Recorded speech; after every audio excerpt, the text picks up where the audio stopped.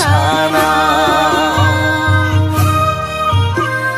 दिनैनि बे गोथार मंगलबार सानाव